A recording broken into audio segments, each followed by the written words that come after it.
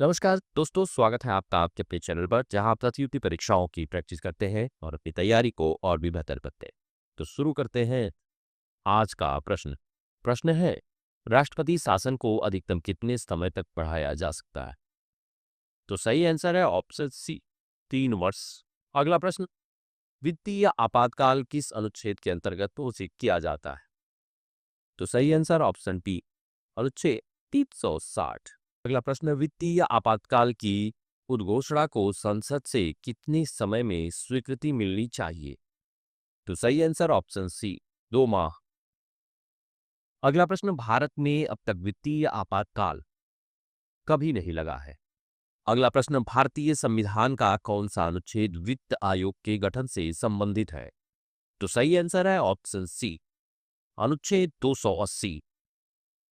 अगला प्रश्न, वित्त आयोग का गठन सामान्यतः कितने वर्ष के अंतराल पर किया जाता है? तो सही आंसर ऑप्शन सी, 5 वर्ष। अगला प्रश्न, वित्त आयोग का गठन किसके द्वारा किया जाता है? तो सही आंसर ऑप्शन सी, राष्ट्रपति द्वारा।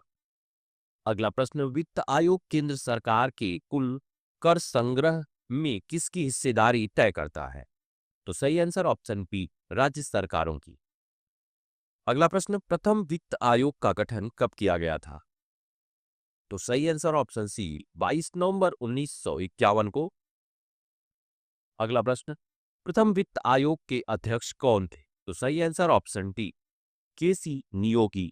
अगला प्रश्न, 14वें वित्त आयोग के अध्यक्ष कौन थे? तो सही answer option C, Y V Reddy. अगला प्रश्न, 14वें वित्त आयोग का कार्यकाल किस अवधि के लिए था? तो सही आंसर ऑप्शन डी, वर्ष 2015 से 2020 तक। अगला प्रश्न, 14वें वित्त आयोग ने केंद्र के विभाज्य कर पूर्व के राज्यों की हिस्सेदारी कितनी करने की सिफारिश की थी? तो सही आंसर ऑप्शन टी, 42%।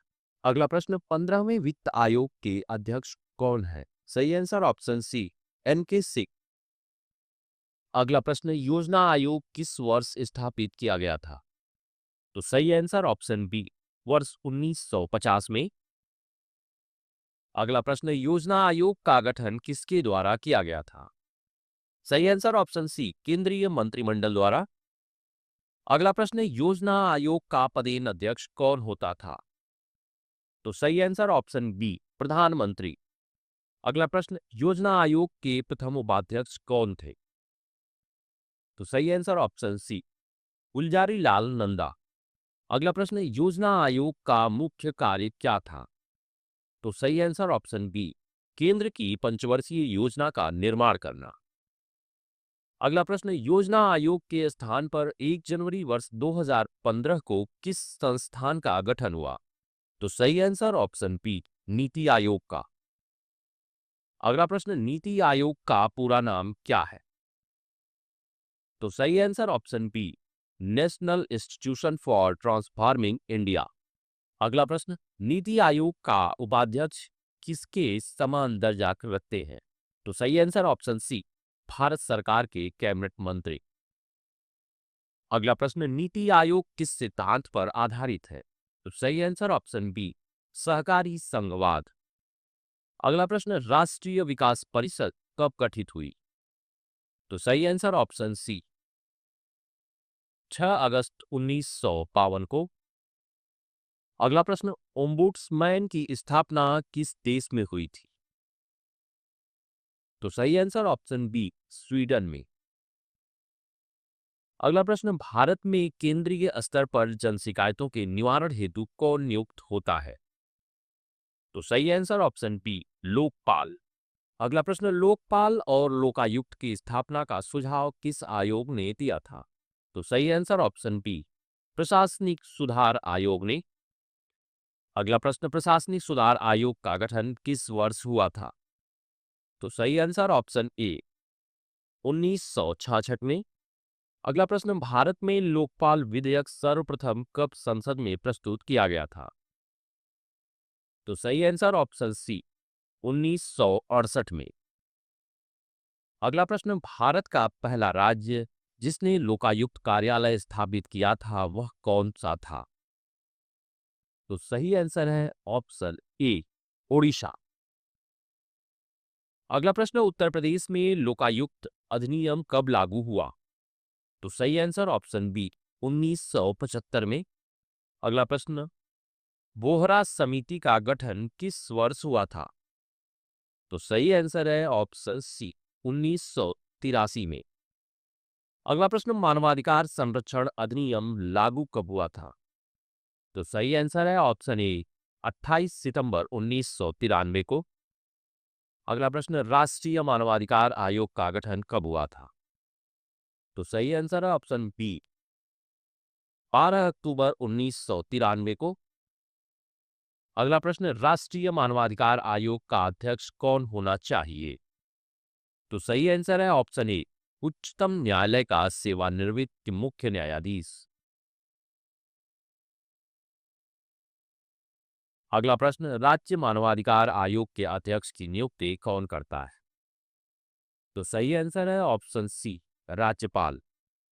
अगला प्रश्न, सूचना का अधिकार अधिनियम वर्ष 2005 के अनुसार केंद्रीय सूचना आयुक्त का कार्यकाल कितना है? तो सही आंसर है ऑप्शन सी, 5 वर्ष या 65 वर्ष की आयु तक।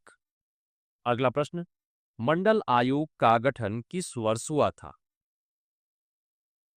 तो सही आंसर है ऑप्शन बी, वर्ष 1979, 1979 में। अगला प्रश्न, मंडल आयोग का प्रमुख कार्य क्या था? तो सही आंसर ऑप्शन बी, सामाजिक और शैक्षणिक रूप से पिछड़े लोगों की पहचान। अगला प्रश्न, संघ लोक सेवा आयोग का गठन संविधान के किस अनुच्छेद के अंतर्गत है? तो सही आंसर है ऑप्शन ए, अनुच्छेद 315। अगला प्रश्न, संघ लोक सेवा आयोग के अध्यक्ष और सदस्यों की नियुक्ति कौन करता है? तो सही आंसर है ऑप्शन सी, राष्ट्रपति। अगला प्रश्न, राज्य लोक सेवा आयोग के अध्यक्ष की नियुक्ति का प्राधिकार किसके पास है? तो सही आंसर है ऑप्शन बी, राज्यपाल के पास। अगला प्रश्न, संघ लोक सेवा आयोग अपना वार्षिक प्रतिवेदन किसे सौंपता है? तो सही आंसर है ऑप्शन बी, राष्ट्रपति को। अगला प्रश्न, राज्य लोक सेवा आयोग का वार्षिक प्रतिवेदन किसे प्रस्तुत किया जाता है? तो सही आंसर है ऑप्शन ए, राज्यपाल को। अगला प्रश्न, संघ लोक सेवा आयोग के व्यय का भार कहां से उठता है? तो सही आंसर है ऑप्शन बी, भारत की संचित निधि से। अगला प्रश्न, राज्य लोक सेवा आयोग के व्यय का भार कहां से उठता है? तो सही आंसर है ऑप्शन के, संबंधित राज्य की संचित निधि से। अगला प्रश्न, राष्ट्रीय मानवाधिकार आयोग में महिला सदस्य होना अनिवार्य क्यों है? तो सही आंसर है ऑप्शन सी, समावेशिता हेतु। अगला प्रश्न, लोकायुक्त अपना प्रतिवेदन किसे सौंपता है? तो सही आंसर है ऑप्शन बी, राज्यपाल को। अगला प्रश्न, ओडिशा ने लोकायुक्त संबंधी विधेयक कब पारित किया था? तो सही आंसर है ऑप्शन बी, 1983 में। अगला प्रश्न, भारतीय संविधान के किस भाग में अस्थायी संक्रमणकालीन और विशेष उपपद का प्रावधान है? तो सही आंसर है ऑप्शन सी, भाग 21।